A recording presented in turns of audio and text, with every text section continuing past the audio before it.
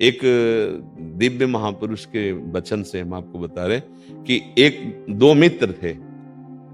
वो अपने नगर से मानो बंबई गए कमाने के लिए। अब बड़ी मेहनत करके पैसा कमाया, धीरे धीरे और पैसा बढ़ाया, फिर उन्होंने एक होटल खोल लिया।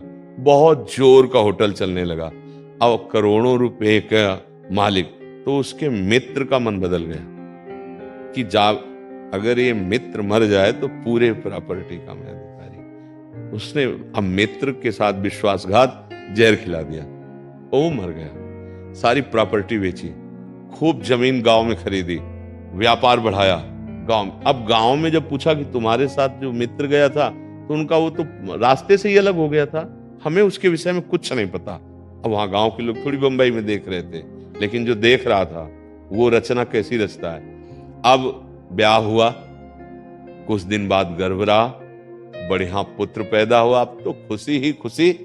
उसको देखो, अधर्म का परिणाम बाद में समझ में आता है, पहले इतना मीठा लगता है कि उसको मारा तो देखो कितना मंगलमय हो गया।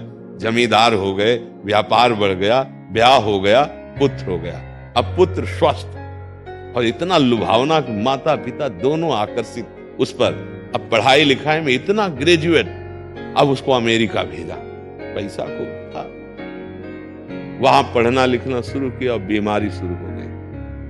अब वहां से अब यहां से बेचना शुरू हुआ। पहले रुपया जाते रहे, फिर जेवर आदि बेची, फिर संपत्ति बेचना, जो जड़ संपत्ति, खेती आदि। धीरे धीरे धीरे कर्जा ले लिया, करोड़ों का कर्जा ले लिया। अमेरिका में औषधि चलती थी। जब नहीं रहा तो बचाने भर का पैसा, तो उसको वापस बुलाया।